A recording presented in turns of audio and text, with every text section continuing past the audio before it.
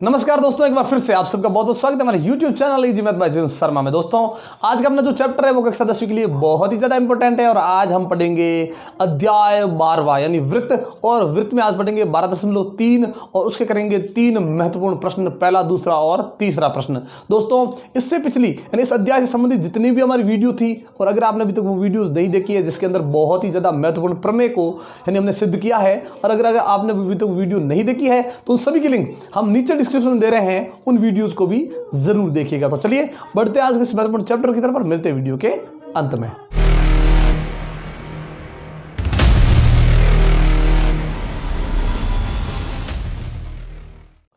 चलिए दोस्तों शुरू करते हैं इस प्रश्नमाला का पहला प्रश्न।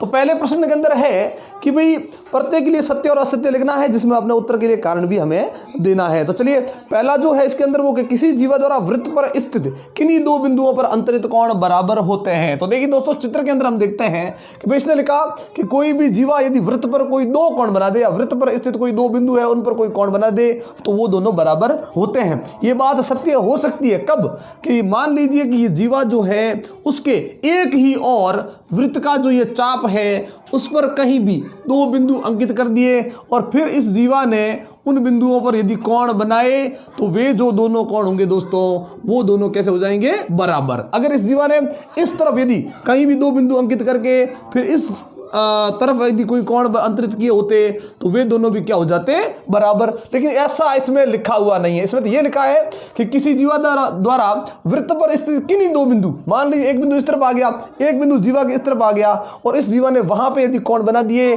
तो वे कोण बराबर नहीं होंगे। इसीलिए हम इस पहली बात को लिखेंगे असत्य। और ये सत्य हो सकती है कब हो सकती है कि यदि किसी जीवा द्वारा उस जीवा के एक ही और वृत्त पर स्थित किन्हीं दो बिंदुओं पर अंतरित कोण बराबर होते तो ये बात सत्य हो जाती। तो इस बात को हम असत्य लिखेंगे। दूसरा जो है वो है कि आकृति 12.48 में AB एक वृत्त का व्यास है और C वृत्त पर कोई बिंदु है तब AC² + BC² बराबर AB² है। ये बात है या नहीं, यही हमें इस प्रश्न में सिद्ध करना है। तो इस दूसरे में ये लिखा है कि भाई C कोई एक स्थित बिंदु है वृत्त पर, इस प्रकार से C को और इस व्यास के दोनों बिंदुओं को वापस C से मिला दिया तो यहाँ पे एक त्रिभुज का निर्माण हो गया। और ये बोल रहा है यहाँ पे कि भाई ये सत्य है या नहीं, असत्य है। कौन सी बात कि AC² प्लस है BC² बराबर AB², ये बात सत्य है या नहीं। तो दोस्तों ये बिल्कुल सत्य है। क्यों? क्योंकि व्यास जो होता है वो वृत्त के किसी भी बिंदु पर यदि कोण अंतरित करता है, व्यास के अंतिम सिरों से यदि जीवा खींची जाए और वो वृत्त के किसी भी बिंदु पर मिल जाए तो वहां हमेशा समकोण होता है। और ये जो प्रमेय है कि भाई एक व्यास वृत्त पर समकोण अंतरित करता है, ये अगर आपने अभी तक नहीं पढ़ा है तो हमारी जो पिछली वीडियो थी इसी अध्याय से संबंधित उसमें हमने इस प्रमेय को सिद्ध कर लिया था। और अगर आपने अभी तक वो वीडियो नहीं देखी है तो उसकी लिंक हम नीचे डिस्क्रिप्शन में दे रहे हैं, उस वीडियो को जरूर देखिएगा। तो ये बिल्कुल सत्य है। अब क्यों सत्य है? क्योंकि समकोण त्रिभुज के अंदर ये होता है कि भाई जो समकोण के ठीक सामने जो भुजा होती है उसका नाम कर्ण होता है और कर्ण का जो वर्ग है वो शेष दो भुजाओं के वर्गों के योग के बराबर होता है। यानी कर्ण स्क्वायर बराबर लंब स्क्वायर प्लस आधार स्क्वायर होता है। और जो इसमें दिया गया है और वो जो है वो बिल्कुल राइट है। यानी ये जो बात अपनी है वो बिल्कुल सत्य हो जाएगी। सत्य क्यों होगी? इसमें अगर कारण पूछा गया ना भाई सत्य क्यों है तो आपको ये लिखना है कि समकोण त्रिभुज की, ठीक है, सबसे बड़ी भुजा का वर्ग शेष दो भुजाओं के वर्गों के योग के बराबर होता है जो इसके अंदर दिया गया है। इसीलिए ये बात है वो सत्य है। अब तीसरे में कि आकृति 12.48 में यदि कोण ADE बराबर 120 डिग्री है तो कोण EAB बराबर 30 डिग्री है। ये बात है या नहीं, ये हमें सिद्ध करनी है। तो दोस्तों 12.48 में यहाँ पे CDE अलग अलग बिंदु अंकित किए गए हैं ना, उसमें से हमने यहाँ पे क्या बनाया कि इसने लिखा है भी कोण ADE, इसलिए हमने A को D से मिलाया फिर D को E से मिला दिया। ये जो कोण बना है उस कोण का मान 120 डिग्री दिया गया है। हमें इसमें बोला अंत में कि कोण EAB ये 30 डिग्री है या नहीं। अगर ये 30 डिग्री आ गया तो ये बात सत्य हो जाएगी, नहीं तो ये असत्य हो जाएगी। तो सबसे पहले देखिए शुरुआत में जो कोण का मान दिया गया वो 120 है ना, तो उसका देखो एक जो इसकी जो जीवा आ रही है वो कहाँ से आ रही है, व्यास के अंतिम बिंदु से। तो इसका ऐसा करो कि इसका जो दूसरा बिंदु है अगर वो भी यदि व्यास से के दूसरे सिरे से मिला दिया जाए तो देखिए व्यास व्यास के अंतिम सिरों से यदि जीवाएं निकलकर परिधि पर जाती है तो वो कोण कितना डिग्री होता है, 90 डिग्री का। तो दोस्तों ये पूरा कोण 120 है, उसमें से अगर इन दोनों के बीच का यहां तक का कोण 90 है तो ये कितना रह जाएगा, 30 डिग्री। ध्यान रखें दोस्तों, ये 30 डिग्री हो गया। अब देखिए ये 30 डिग्री का जो कोण बन रहा है उसकी दोनों जीवाएं कहां से आ रही है। तो देखिए ये जो 30 डिग्री कोण है उसकी एक जीवा आ रही है बिंदु ई से, कोई दिक्कत नहीं, एक जीवा आ रही है बिंदु बी से। ध्यान रखें दोस्तों, ई और बी इन दोनों से ये जीवा आकर मिल गई वृत्त की परिधि पर और 30 डिग्री का कोण बन गया। तो इस कोण को हम क्या कहेंगे, इसे कहेंगे चाप EB या फिर चाप BE द्वारा वृत्त पर अंतरित कोण, और वो कितना है, 30 डिग्री। हमें ये पूछा गया कि इसमें ये 30 है या नहीं। तो सोचिए ये कोण जो बन रहा है उसकी दोनों भुजाएं कहां से आ रही है। तो इसकी एक भुजा आ रही है बिंदु B से और उसकी दूसरी जो भुजा आ रही वो आ रही E से। मतलब जो ये 30 डिग्री का कोण बना है और ये जो कोण बना है उन दोनों की जीवाएं उन्हीं बिंदुओं से आ रही है। मतलब इन कोणों को हम क्या कह सकते हैं, एक ही चाप द्वारा वृत्त के शेष भाग पर स्थित किन्हीं बिंदु पर बनने वाले कोण, और वे कोण हमेशा बराबर होते हैं। मतलब ये 30 डिग्री तो ये भी 30 डिग्री है। यानी ये जो बात तीसरे नंबर पे क्या कही गई है हमें वो बिल्कुल सत्य है। और हम उसका हम कारण लिखेंगे कि एक ही चाप द्वारा वृत्त के शेष भाग पर अंतरित जो कोण है वो बराबर होते हैं, इसलिए 30 डिग्री है वो बिल्कुल सही है। नंबर 4 में कि भी आकृति 12.48 में कोण CAD बराबर कोण CED है या नहीं। यहां पे बोला गया है कोण CAD, यानी ये A पर बनने वाला ये कोण और जिसकी दोनों जीवाएं कहां से आ रही है, एक तो बिंदु C से और एक बिंदु D से आ रही है और कोण बन गया। उस कोण के बराबर में पूछा भी CED है या नहीं। तो अब देखिए ये जो CED E पर जो कोण बना है उसकी भी दोनों जीवाएं कहां से आ रही है, C और D से। तो हमें पता है कि किसी भी वृत्त में एक ही चाप द्वारा वृत्त के शेष भाग के किसी भी बिंदु पर या किन्हीं अलग अलग बिंदुओं पर यदि वो वही चाप अगर कोण अंतरित कर दे, खुद पर नहीं करेगा, वो चाप जो उसके अलावा जो वृत्त का शेष भाग है उस पर यदि खुद के अंतिम बिंदुओं से जीवाएं निकाल कर यदि कोण अंतरित करता है, वापिस वही चाप, ठीक है, अलग अलग दो जीवाएं निकाल कर वृत्त की परिधि के यानी वृत्त का वो शेष भाग होना चाहिए कोण अंतरित करता है, तो ऐसी कंडीशन में वे दोनों कोण बराबर होते हैं। और यही प्रश्न में लिखा है। मतलब ये अंतिम बात है जो बिल्कुल सत्य है। तो कारण हम लिखेंगे कि एक ही चाप द्वारा वृत्त के शेष भाग के किन्हीं बिंदुओं पर अंतरित जो कोण वे जितने भी कोण है वो सब समान होते हैं, और ये बात है वो सत्य हो जाएगी। तो इस प्रकार से अपना ये पहला प्रश्न कंप्लीट हो गया। करते हैं दूसरा प्रश्न। दूसरे प्रश्न में आकृति 12.49 में कोण ABC बराबर 45 डिग्री है। तो सिद्ध कीजिए कि OA लंब OC है या नहीं। यहां देखिए ध्यान से दोस्तों कि ABC ABC यानी जो लाइन है वो A से शुरू हुई, फिर B पे गई, फिर C पे, तो बीच में कौन रह गया, B। यानी इन दोनों के बीच में जो B वाला जो कोण है वो इसका मान है वो 45 डिग्री दिया गया है। तो सिद्ध कीजिए कि OA लंब OC, ये जो OA ये दिख रहा है यहाँ पे OA और ये OC ये एक दूसरे पर लंब है या नहीं, ये हमें सिद्ध करना है। लंब का मतलब 90 डिग्री का कोण। अगर ये कोण 90 डिग्री आ गया किसी भी तरह से तो ये लंब हो जाएंगे एक दूसरे पर, 90 डिग्री नहीं आया तो लंब नहीं होगा। तो दोस्तों देखिए ये 45 डिग्री का जो कोण बन रहा है वो हमें प्रश्न में दिया गया है। चलिए सबसे पहले जो प्रश्न में दिया गया उसे लिख देते हैं कि भाई कोण यहां दिया गया है कोण ABC बराबर 45 डिग्री, और हमें सिद्ध करना है OA जो लंब है वो किस पर, OC पर। ये बात हमें सिद्ध करनी है, जरूर सिद्ध करेंगे।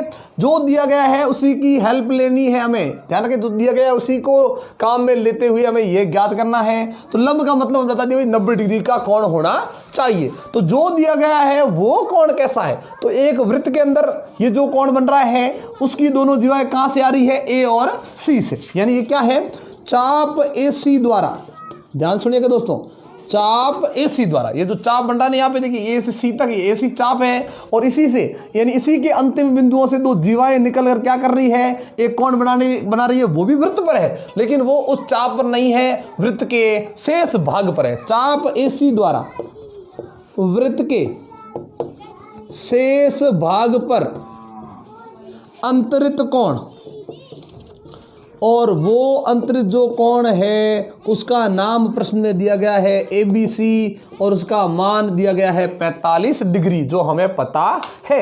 अब सोचिए वही चाप है ना, उसी के अंतिम बिंदुओं से दो वापस देखिए त्रिज्या निकल रही है, ये त्रिज्या जा रही है केंद्र पर, ये भी जा रही है केंद्र पर। दोस्तों इस प्रकार का एक प्रमेय हमने पढ़ लिया था कि जब किसी वृत्त का कोई एक चाप जब क्या करता है, केंद्र पर यदि कोण बनाता है और वही चाप वृत्त के शेष भाग पर कोण बनाता है, तो ऐसी कंडीशन में ध्यान रखें जो वृत्त की परिधि पर यानी शेष भाग पर जो कोण बनाया वो केंद्र पर बनाए गए कोण से आधा होता है और केंद्र पर बनाया गया कोण वृत्त पर बनाए गए कोण का दुगुना होता है। लेकिन ध्यान रखें दोस्तों, चाप वही होना चाहिए, चाप कोई अलग नहीं होना चाहिए। तो हमें ये पूछा गया ना कि भी लंब है या नहीं, यानी ये इसका कोण का क्या बताना हमें, मान। जैसे ही मान 90 डिग्री आ गया तो ये लंब हो जाएगा। तो हम लिखते हैं कि एक ही चाप द्वारा, ध्यान रखिए दोस्तों, एक ही चाप द्वारा वृत्त के केंद्र पर अंतरित कोण, वृत्त के केंद्र पर अंतरित कोण, इसकी बात हम पहले क्यों कर रहे हैं, क्योंकि यही हमें पूछा गया है। एक ही चाप द्वारा वृत्त के केंद्र पर अंतरित कोण वृत्त के शेष भाग पर, वृत्त के या शेष भाग के किसी बिंदु पर, शेष भाग के किसी बिंदु पर अंतरित कोण का दुगुना होता है। ये लिख दिया हमने कि भाई दुगुना होता है। चलिए जरूर करेंगे। अब देखिए ये चाप कौन सा, AC, इसी ने वृत्त के शेष भाग पर कोण बनाया। अब वही चाप यानी चाप AC द्वारा केंद्र O पर अंतरित कोण, केंद्र O पर अंतरित कोण, और ये कोण कौन सा बन रहा है, कोण AOC। चलिए कोण AOC है। अब देखिए दोस्तों यहीं पे देखा हमने कि चाप AC ने वृत्त के शेष भाग पर कोण बनाया, वो ये रहा, और चाप AC ने केंद्र पर कोण बनाया, वो ये रहा। इन दोनों के बारे में जो संबंध है वो इस प्रमेय के अंदर हमने पढ़ लिया है कि भाई ये जो प्रमेय है वो क्या बात बोल रहा है, वो हमने पढ़ ली। तो फिर क्या होगा, अब ये जो केंद्र पर अंतरित कोण AOC है ये कैसा है, दुगुना। किसका दुगुना है, उसी चाप द्वारा वृत्त के शेष भाग पर जो अंतरित कोण है उसका ये दुगुना है। ये तो दुगुना है, इसको दुगुना कर दो, दोनों क्या हो जाएंगे, बराबर हो जाएंगे। तो ध्यान रखें दोस्तों, ये दुगुना है तो ऐसा नहीं किसी को और दुगुना कर दिया। अगर ये पहले से दुगुना है आपने इसको और यहां पे दुगुना कर दिया तो ये तो 4 गुना हो जाएगा, भाई बराबर थोड़ी होगा। तो ये दुगुना इसको दुगुना कर दिया, अब दोनों क्या हो गए, बराबर। तो यही तो हमें करना है। अब रखते हैं मान, AOC का मान हमारे पास नहीं है, 2 का 2, ये गुणा ABC, कोण ABC का मान प्रश्न में कितना है, 45 डिग्री, और कोण AOC 45 दूनी कितने हो गए दोस्तों, 90 डिग्री। कोण AOC का मान 90 डिग्री आ गया, AOC ये मान कितना आ गया, 90। अब सोचिए जिनको हमें लंब बताना है, किसको, OA और OC, ये दोनों लंब हुए कि नहीं हुए, हो गए। तो लिख देंगे कि अतः OA लंब है OC पर, और यही हमें सिद्ध करना था, हैंस प्रूव कर दिया, इति सिद्धम। क्योंकि दोस्तों सिद्ध हो चुका है कि भाई इन दोनों के बीच में 90 डिग्री का कोण है, और जिन दो रेखाखंडों के बीच में 90 डिग्री का कोण होता है वो दोनों एक दूसरे पर लंब हो जाते हैं। ये अपना दूसरा प्रश्न है वो कंप्लीट हो गया। तीसरे प्रश्न में कि O त्रिभुज ABC का परिकेंद्र है। यहां ध्यान से देखिए दोस्तों, जो O है यहां पे लिखाया गया वो इस त्रिभुज ABC का परिकेंद्र है। अब परिकेंद्र क्या होता है, परिकेंद्र मतलब वो केंद्र जिसको यदि केंद्र मानकर यदि वृत्त खींचा जाए तो वो वृत्त उस त्रिभुज के तीनों शीर्षों से होकर गुजरता है। ध्यान रखें, तीनों शीर्षों से होकर गुजरता है, इसे यहाँ पे क्या कहेंगे, परिकेंद्र। यानी किसी त्रिभुज के तीनों शीर्षों से गुजरने वाला जो वृत्त होता है उसे परिगत वृत्त कहते हैं, और उसी वृत्त का जो केंद्र होता है वो त्रिभुज के लिए परिकेंद्र का काम करता है। चलिए, तथा D आधार BC का मध्य बिंदु है। ये D जो है वो आधार BC का मध्य बिंदु क्या करता है, दो समान टुकड़े कर देता है। चलिए सिद्ध कीजिए कि कोण BOD बराबर कोण A। कोण BOD यहाँ देखिए ये क्या कर रहा है, यहाँ पे देखिए वृत्त की परिधि से एक बिंदु आया, केंद्र पर मिला BO, फिर O से वापस उस मध्य बिंदु पर गए BOD, ये जो कोण बन गया, ठीक है। ये कोण इस कोण A के बराबर, A यानी कैसे बना, एक इसमें एक बिंदु आया, B से रेखाखंड यानी जीवा आई, और एक वापस बिंदु सी से जीवा आई, ये कोण ए बना। इन दोनों में संबंध बताना है कि ये दोनों बराबर है या नहीं, जरूर करेंगे। ठीक है, अब सोचिए दोस्तों, सबसे पहले हमें क्या करना है, जो प्रश्न में दिया गया है उसे लिख देते हैं। चलिए, जो दिया गया है वो लिख देते हैं। क्या दिया गया है सबसे पहले कि ओ त्रिभुज एबीसी का परिकेंद्र है। चलिए, परिकेंद्र है। आगे लिखा है कि डी आधार बीसी का मध्य बिंदु है। चलिए, और मध्य बिंदु क्या करता है, दो बराबर टुकड़े कर देता है। हो गया। और हमें सिद्ध क्या करना है, हमें सिद्ध करना है कि भाई ये जो कोण बीओडी है वो कोण ए के बराबर है या नहीं, जरूर सिद्ध कर लेंगे। लेकिन उससे पहले क्या करते हैं कि भाई यहां बीओडी ऐसा कोण तो हमने किसी प्रमेय में पढ़ा नहीं। इस अध्याय से संबंधित जो प्रमेय थे वो प्रमेय ये थे कि भाई अगर ये जो कोण बन रहा है, ये एक जो इसका बिंदु यानी जो रेखाखंड आ रहा है वो त्रिज्या रूपी कहां से आ रहा है, इस वृत्त की परिधि से। लेकिन अगर ये वृत्त की परिधि से अगर कोण ओ पर मिलता है, ठीक है, और ये किस जीवा का बिंदु है, ये इस बीसी जीवा का एक बिंदु है। यदि बीसी जीवा का ये जो दूसरा बिंदु है उससे भी यदि कोई त्रिज्या आ जाती है तो ये पूरा कोण बन जाता है कौन सा, कोण BOC। अब ध्यान से देखिए दोस्तों, ये जो BOC कोण बना है वो कोण जो आ रहा है या उसकी जो दो त्रिज्याएं आ रही है वो बिंदु B से और बिंदु C से आ रही है। और इसलिए हम ये जो केंद्र पर जो कोण बन रहा है पूरा, उसे हम क्या कहेंगे, चाप BC द्वारा, ध्यान से सुनिएगा दोस्तों, चाप BC द्वारा केंद्र पर अंतरित कोण कहेंगे। और इसके जो बराबर सिद्ध करना है कोण A, इसकी दोनों जीवाएं कहां से आ रही है, B और C से, तो इसे हम क्या कहेंगे, चाप BC द्वारा वृत्त के शेष भाग पर अंतरित कोण। तो ध्यान रखिए दोस्तों, एक ही चाप BC है जो केंद्र पर भी कोण बना रहा है, इसलिए इसके लिए कोण BOD के लिए हमने केंद्र वाला पूरा कोण लिया, क्योंकि देखिए BOD बन रहा है, यानी इसका कोई प्रमेय नहीं है ना, इसलिए हम प्रमेय को सिद्ध करने के लिए या प्रमेय को इसमें लागू करने के लिए क्या करेंगे कि भाई चाप जो BC है वो केंद्र पर ये कोण बना रहा है पूरा, वापस वही चाप BC, ठीक है, वृत्त के शेष भाग के किसी बिंदु पर कोण बना रहा है क्या, A। इन दोनों का आपस में संबंध करने के लिए पहले हम इस पूरे कोण का इस पूरे कोण के साथ संबंध करेंगे। तो लिखते हैं कि भाई चाप BC, चाप कौन सा है, BC, चाप BC द्वारा एक तो कोण लेना है कौन सा, केंद्र पर अंतरित कोण। तो केंद्र पर अंतरित कोण कौन सा हो गया, कोण BOC। चलिए, कोण BOC तथा वृत्त के शेष भाग, वृत्त के शेष भाग, ध्यान रखें वो जो चाप होगा वो अपने अंतिम बिंदु से खुद पर कोण नहीं बनाएगा, वृत्त के शेष भाग पर केंद्र पर कोण बनाएगा और फिर वृत्त के शेष भाग पर भी कोण बनाएगा। शेष भाग पर अंतरित कोण, अंतरित कोण मतलब बनाया गया कोण। अब वो कोण कौन सा है, A, तो कोण इसको A ही लिख देते हैं, क्योंकि प्रश्न में हमें कोण A ही सिद्ध करना है। इसका चाहो तो नाम कौन है वो BAC भी हम लिख सकते हैं, लेकिन इसमें कोण A लिखा है तो हम भी कोण A ही लिख देते हैं। जैसे ही इनका नाम लिखा, हमने क्या देखा कि भाई इस चीज को देखकर, यानी इस प्रकार से हमने जो देखा है उस प्रकार से हमारा यहाँ पे एक प्रमेय का प्रयोग हो सकता है। प्रमेय क्या, कि किसी एक ही चाप द्वारा, एक ही चाप द्वारा वृत्त के केंद्र पर अंतरित कोण, वृत्त के केंद्र पर अंतरित कोण वृत्त के शेष भाग पर अंतरित कोण का दुगुना होता है। ये प्रमेय हमने यहाँ पे लागू कर दिया है कि भाई एक ही चाप जो वृत्त के केंद्र पर कोई कोण बनाता है और फिर वही चाप वृत्त के शेष भाग पर कोई कोण बनाता है, तो इस कंडीशन में केंद्र पर जो बनता है कोण वो शेष भाग पर बनाए गए कोण का दुगुना होता है। चलिए, केंद्र पर बनाए गए कोण की बात पहले की गई है, तो केंद्र वाला कोण कौन सा हो गया, कोण BOC, क्योंकि चाप यहाँ पे हमने लिख दिया था, चाप कौन सा था, BC, और कोण था कौन सा, BOC। तो ये दुगुना है, किस कोण का दुगुना है, A का, तो ये तो दुगुना है, इसको दुगुना कर दो, दोनों क्या हो जाएंगे, बराबर। इतना होने के बाद लगा दो समीकरण नंबर 1, कोई दिक्कत नहीं, इसको समीकरण नंबर 1 लगा दिया, क्योंकि यहां पूरे कोण का संबंध पूरे कोण के साथ हो गया। लेकिन जो सिद्ध करना है वो पूरा नहीं, हमें तो केवल ये चाहिए, तो हमने क्या देखा कि हमें इस पूरे की ज़रूरत नहीं, हमें तो केवल इतना ही चाहिए।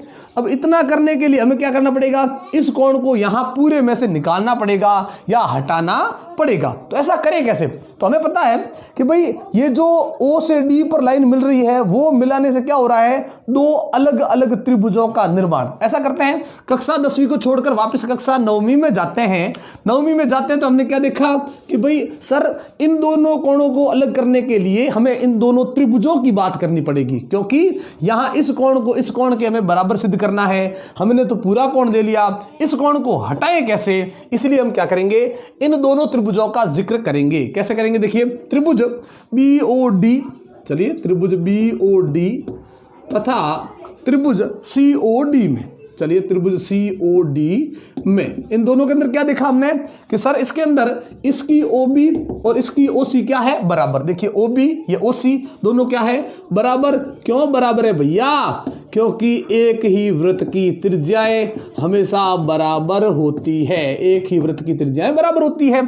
चलिए कोई दिक्कत नहीं, OD बराबर OD दोनों में क्या है, उभयनिष्ठ। चलिए ये लिख देते हैं उभयनिष्ठ। फिर इसमें BD बराबर CD, क्यों भाई BD बराबर CD क्यों, प्रश्न में दिया गया है, क्या दिया गया है कि D आधार BC का मध्य बिंदु है और मध्य बिंदु क्या करता है, दो बराबर टुकड़े कर देता है। चलिए इस प्रकार हमने क्या देखा कि इन दोनों अलग अलग त्रिभुजों में एक एक भुजा ये समान, एक भुजा बीच वाली दोनों में उभयनिष्ठ होने के कारण समान, फिर ये नीचे की जो एक एक भुजाएं और समान हो गई। मतलब इन दोनों त्रिभुजों के अंदर तीन अलग अलग चीजें हमने देखी और तीनों ही क्या देखी, भुजाएं। तो इसलिए सर्वांग समता का नियम बन गया SSS। अब आप लोगों को सर इसमें सर्वांग समता क्यों लगाई, क्योंकि दोस्तों इस पूरे कोण का संबंध हमने इसके साथ कर दिया। अब मैं इस पूरे कोण को नहीं लेकर इसका ये इस तरफ वाला कोण ही लेना है, और उसमें भी देखिए यहाँ सिद्ध करना है तो उसमें केवल BOD रखना है, लेकिन सिद्ध किया उसमें क्या है, कोण BOC, उसमें भी कोण A का ये क्या है, दुगुना है। अब ये दुगुना है, लेकिन यहाँ पे इसको हटाने के लिए हमने देखा कि भाई करें क्या, तो यहाँ पे इन दोनों कोणों में से लेकर ये त्रिभुज लेकर सर्वांग सम करेंगे ना, तो फिर क्या हो जाएगा, ये कोण और ये कोण सर्वांग समता के कारण दोनों क्या हो जाएंगे, बराबर। और हमें पता है कि भाई किसी भी प्रश्न में ऐसा हो कि भाई दो चीजें यदि बराबर है और वो एक ही समीकरण के अंदर आ जाए, जैसे यहाँ पे ये समीकरण लिखा ना, अगर मान लीजिए इस समीकरण के अंदर ऐसे कोई चीज आ जाती है कि जो हमें पहले से पता हो कि ये दोनों क्या है, बराबर, तो उन दोनों में से उसका क्या करेंगे, दोनों का नाम चेंज करके एक ही कर देंगे बराबर होने के बाद। लेकिन अभी तो बराबर है नहीं, इसलिए सर्वांग सम कर रहे हैं SSS, यानी भुजा भुजा भुजा सर्वांग समता के नियम से। चलिए ये लगा दिया सर्वांग समता का नियम। जैसे ही नियम लगाया, जो त्रिभुज हमने लिया था, एक लिया था BOD, एक लिया था COD, दोनों हो गए सर्वांग सम। अब सर्वांग सम होने के बाद में हम कह सकते हैं कि हमें तो इन कोणों का जिक्र करना था। तो ध्यान रखिए दोस्तों, जब दो त्रिभुज सर्वांग सम हो जाते हैं तो कक्षा 9वीं में हमने पढ़ा था कि भाई दो सर्वांग सम जो वृत्त त्रिभुज होते हैं उनकी संगत भुजाएं भी बराबर होती है, उनके संगत कोण भी बराबर होते हैं। हमें तो कोणों की बात करनी है, तो क्या लिखेंगे, भुजाओं वाली बात की जरूरत नहीं। तो सर्वांग सम त्रिभुजों के संगत कोण समान होते हैं। तो लिख देते हैं भाई संगत कोण कैसे होते हैं, समान। अब वो संगत कोण कौन से, एक तो BOD, कोण BOD बराबर कोण COD। ये देखिए BOD और ये COD क्या हो गए, दोनों बराबर। इसे लगाते हैं समीकरण नंबर 2। अब देखिए वापस चलते हैं समीकरण नंबर 1 में कि भाई इससे कभी ये हम BOD कैसे बना सकते हैं, उसलिए हम क्या लेते हैं, पहले समीकरण नंबर 1 को पुनः लेते हैं। चलिए समीकरण नंबर 1 से, चलिए पुनः समीकरण नंबर 1 से अब क्या करते हैं, इस BOC, ये देखिए BOC ये पूरा है ना, इसके लिए यार इसके क्या कर देंगे, दो टुकड़े, ताकि हमें BOD प्राप्त हो सके। तो चलिए टुकड़े करते हैं। तो हमने BOC की जगह पे, यानी समीकरण नंबर 1 में कर रहे हैं, समीकरण नंबर 2 में अभी नहीं कर रहे हैं, इसके टुकड़े करते हैं। तो एक टुकड़ा हो गया कोण BOD और एक टुकड़ा हो गया कोण COD। ये देखिए BOC के हमने दो टुकड़े कर दिए, एक BOD और एक COD, दो टुकड़े कर दिए।